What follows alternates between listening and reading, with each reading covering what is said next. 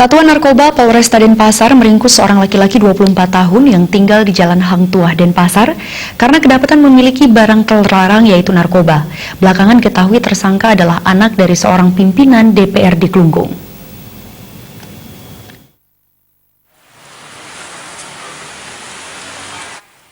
Tersangka Swete, laki-laki 24 tahun ditangkap di tempat tinggalnya Jalan Hang Tuah, Denpasar Selatan. Dari tangan tersangka disita barang bukti 2 paket sabu seberat 0,28 gram. Setelah dilakukan interogasi, belakangan diketahui tersangka merupakan anak dari salah satu pimpinan DPRD Klungkung. Terungkap kasus ini dari informasi yang diperoleh kepolisian akan transaksi narkoba di Jalan Hang Tuah, Denpasar. Selanjutnya dilakukan penyelidikan akan ciri-ciri pelaku. Saat transaksi di Jalan Kebonkori Timur berlangsung, polisi menggerebeknya. Pada penggeledahan badan ditemukan 1 paket sabu. Selanjutnya polisi melakukan penggeledahan pada tempat tinggal tersangka di Jalan Hang Tuah, ditemukan kembali 1 paket sabu.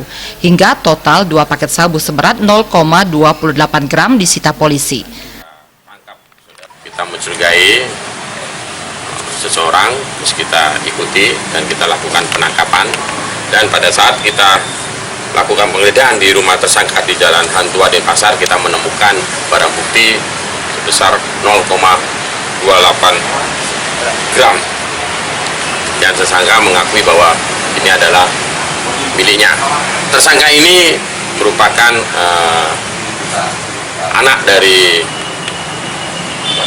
Ketua DPR di Klungkung. Pengakuan Swete, sabu-sabu tersebut dibeli dari seseorang bernama Robi. Rencananya barang terlarang tersebut akan dikonsumsi sendiri dan sejak sebulan lalu menggunakan sabu. Akibat perbuatannya, anak dari anggota Wakil Rakyat ini disangkakan pasal 112 Undang-Undang Nomor 35 Tahun 2009 tentang narkotika dengan ancaman hukuman penjara maksimal 12 tahun. Tim Liputan Bali TV.